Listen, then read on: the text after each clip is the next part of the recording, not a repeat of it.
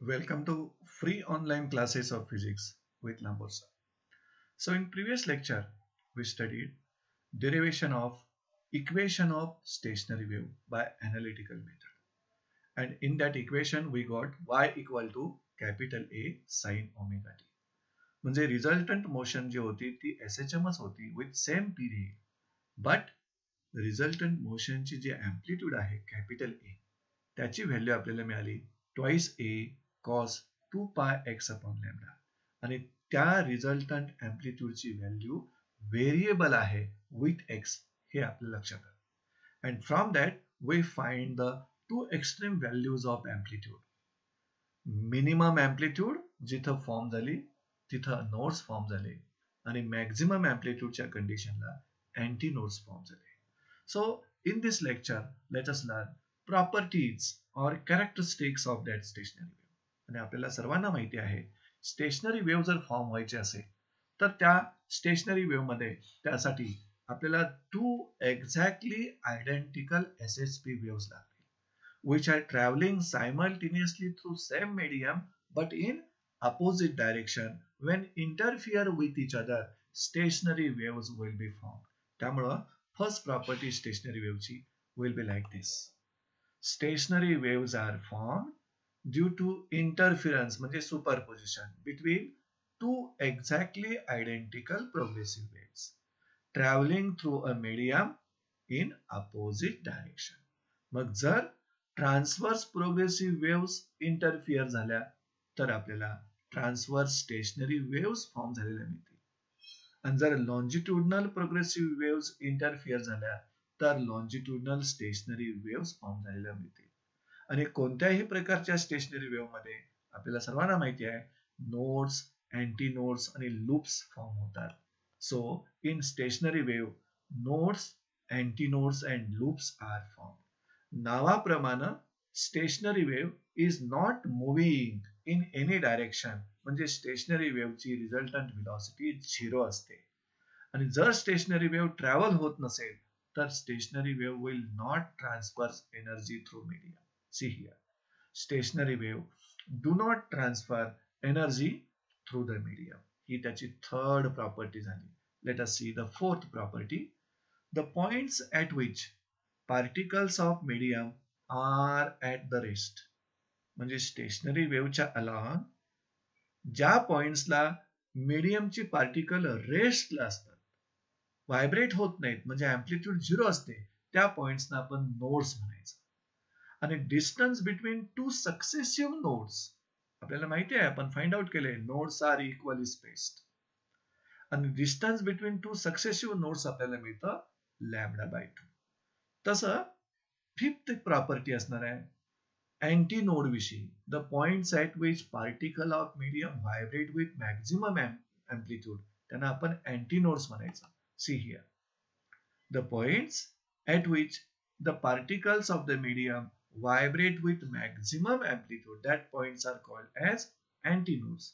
And also we find out that anti nodes are equally spaced म्हणजेच the distance between two successive antinode is equal to lambda by 2. त्यानंतर sixth property किंवा characteristic nodes and antinodes are alternately situated. Alternately situate झालेले आहेत, place झालेले आहेत. त्याचबरोबर distance between node and its adjacent antinode is equal to lambda by 4. ही सर्व distances आपण डायग्राम मधून समजावून घेतलेले आहे. So these are the 6 properties or characteristics of stationary wave. So let us see the seventh property. What is that? All particles in one loop. म्हणजे stationary वेव्हच्या बाबतीत एकाच लूप मधील all particles are in same phase while particles in successive loops are out of phase. आपल्याला माहिती आहे progressive वेव्हच्या बाबतीत in case of progressive wave phase changes from particle to particle म्हणजे state of oscillation changes from particle to particle. पण ते stationary वेव्हच्या बाबतीत होत नाही. In case of stationary wave एकाच लूप मधील सगळी पार्टिकल्स सेम फेज मध्ये असतील पण दोन सक्सेसिव्ह लूप मधील पार्टिकल्स मात्र, म्हणजे एका लूप मधील एक पार्टिकल आणि त्याच्या शेजारच्या सक्सेसिव्ह लूप मधील दुसरं particle, that will be out of phase, आणि त्याच्यामधला फेज डिफरन्स हा 180 डिग्री म्हणजे पाय रेडियन असू शकतो. It is explained in this property. All the particles in one loop are in same phase, while the particles in successive loops are out of phase, म्हणजे त्यांच्यामधला phase difference pi radian असेल. त्यानंतर 8th, stationary waves are periodic in time and space, म्हणजे doubly periodic wave आहे. Stationary waves are doubly periodic in time and periodic in space, म्हणजे same pattern जो stationary वेव्हचा आहे तो repeats after equal interval of time and after equal distances also. Now the ninth property, all the particles of medium except at the nodes, म्हणजे nodes जवळ मीडियमचे जी particles आहेत त्याच्या व्यतिरिक्त all the particles of medium vibrate with same period, same frequency, पण amplitude of vibration is different for different particles. म्हणजे medium मधली जी पण particles vibrate होत आहेत, they are vibrating with same period, same frequency, except particles at nodes. And the last property of the stationary wave, the amplitude of vibrations increases from node to antinode. म्हणजे node पासून antinode कडे व्हायब्रेशनची amplitude increase होईल आणि antinode कडून nodes कडे व्हायब्रेशनची amplitude decrease होत जाईल. So these are the 10 characteristics और प्रॉपर्टीज ऑफ स्टेशनरी वेव्ह. आता आपल्याला स्टेशनरी वेव्ह आपण स्टडी केल्या, बीट्स फॉर्मेशन स्टडी केलं, प्रोग्रेसिव्ह वेव्ह स्टडी केलं. So let us learn comparison between progressive wave and stationary wave.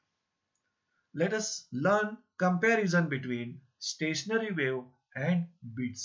दोन कंपॅरिझन आपण आता लर्न करणार आहोत. पहिला कंपॅरिझन हा प्रोग्रेसिव्ह वेव्स आणि स्टेशनरी वेव्स मधला असेल आणि दुसरा कंपॅरिझन हा स्टेशनरी वेव्ह आणि बीट्स मधला असेल. So let us learn first comparison between progressive waves and stationary waves.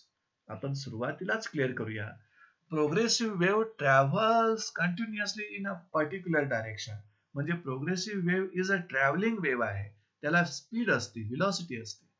पण stationary wave is not travelling in any direction. Stationary वेव्हचं स्पीड 0 असतं. अर्थातच stationary wave does not transfers energy, but progressive wave transfers energy. हा पहिला comparison, important comparison आपल्याला ह्या दोन wave मध्ये मिळेल. So let us see more comparison between this two waves. See here. First, progressive वेव्हच्या बाबतीत they transfer energy through medium. बरोबर आहे, प्रोग्रेसिव्ह वेव्ह ट्रॅव्हलिंग वेव्स आहेत, but stationary waves do not transfer energy through medium because that waves are stationary waves, standing waves. त्यानंतर amplitude of each particle is same for progressive wave. All the particles of medium is vibrating with same amplitude. Progressive waves जर travel होत असतील तर. पण stationary waveच्या बाबतीत different particles of medium have different amplitudes. आणि माहितीच आहे आपल्याला, नोड्स जवळचे अँप्लिट्यूड 0 असते, अँटी नोड जवळचे अँप्लिट्यूड मॅक्झिमम असते आणि amplitude increases from nodes to anti nodes. त्यानंतर हा पॉइंट आपण पाठीमागे डिस्कस केला प्रॉपर्टीज मध्ये. In case of progressive waves phase changes from particle to particle, पण स्टेशनरी वेव्हच्या बाबतीत phase does not change from particle to particle, म्हणजेच एका लूप मधील सगळी पार्टिकल सेम फेज मध्ये असतात, पण दोन सक्सेसिव्ह लूप मधली पार्टिकल्स मात्र आउट ऑफ फेज मध्ये असतात. म्हणजेच phase does not changes from particle to particle in case of stationary wave, but in case of progressive wave phase changes from particle to particle. त्यानंतर progressive वेव्हच्या बाबतीत no particle is permanently at rest. मीडियमची सगळी particle vibrate होतील when progressive wave travels through that medium. But in case of stationary wave, particles at nodes are permanently at rest. म्हणजे stationery wave मध्ये असे points मिळतील तुम्हाला की त्या पॉइंट जवळची पार्टिकल्स परमनंटली रेस्ट असतील, त्यांना तुम्ही नोड्स म्हटलेला. आणि लास्ट जो कंपॅरिझन आहे सांगणारा पॉइंट आहे, wave travels in a particular direction, म्हणूनच ट्रान्सफर एनर्जी करतात progressive waves. Waves does not travel forward or backward, म्हणूनच they does not transfer energy through medium. So these are the 5 points of comparison between progressive waves and stationary waves. Let us learn one more comparison, that will between stationary waves and beats. Let us learn that. See here, second comparison between stationary waves and beats. सर्वांनाच माहिती आहे, stationary wave form होण्यासाठी exactly identical wave opposite डायरेक्शनला travel व्हायला पाहिजे. पण beats form होण्यासाठी मात्र त्यांनी अपोजिट डायरेक्शनला ट्रॅव्हल व्हायची गरज नाही. They should travel in the same direction. हा पहिला डिस्टिंग्विश असेल. स्टेशनरी वेव्ह मध्ये तुम्हाला नोड्स आणि अँटी नोड्स फॉर्म झालेले मिळतील, पण बीट्स मध्ये तुम्हाला मिनिमा आणि मॅक्झिमा म्हणजे वॅनिंग आणि वॅक्सिंग फॉर्म झालेलं मिळेल. असे काही पॉइंट्स तुम्ही इथं एक्सप्लेन करू शकता कंपॅरिझन साठी. Let us learn that points. Stationary waves are formed due to interference between two identical progressive waves traveling in opposite direction. पण बीट्स फॉर्म होण्यासाठी त्यांनी अपोजिट डायरेक्शनला ट्रॅव्हल करायची गरज नाही. See here, beats are formed due to interference between two progressive waves which need not to be travel in opposite direction. म्हणजे opposite डायरेक्शनला travel झाल्या तर स्टेशनरी वेव्ह फॉर्म होतील, आणि सेम डायरेक्शनला ट्रॅव्हल झाल्या तर बीट्स फॉर्म होतील. आता त्या दोन्ही वेव्हच्या फ्रिक्वेन्सीचा विचार करूया. इंटरफिअरिंग वेव्हज, ज्या वेव्हज इंटरफिअर होतात, प्रोग्रेसिव्ह वेव्ह इंटरफिअर होतात, त्यांच्या फ्रिक्वेन्सीज एक्झॅक्टली सेम पाहिजेत स्टेशनरी वेव्ह फॉर्म होण्यासाठी. पण interfering waves must have slightly different frequencies. Beats form करणाऱ्या वेव्हच्या फ्रिक्वेन्सी स्लाइटली डिफरंट पाहिजे, आणि त्यांच्या फ्रिक्वेन्सी मधला डिफरन्स हा लेस दॅन 10 हर्ट्ज असेल तरच बीट्स फॉर्म होणार. हा सेकंड पॉइंट कंपॅरिझनचा झाला. In case of stationary wave, nodes and anti nodes are produced, पण in case of beats, waxing and waning are produced. म्हणजे बीट्स मध्ये तुम्हाला वॅक्सिंग वॅनिंग ऐकायला मिळतील, आणि स्टेशनरी वेव्ह मध्ये तुम्हाला नोड्स आणि अँटी नोड्स बघायला मिळतील. त्यानंतर स्टेशनरी वेव्ह मध्ये particles at nodes are permanently at rest. पण बीट्स मध्ये no particle is permanently at rest. कुठलाही पार्टिकल रेस्टला नसतो. आता त्यांच्या ट्रॅव्हलिंगचा विचार करूया.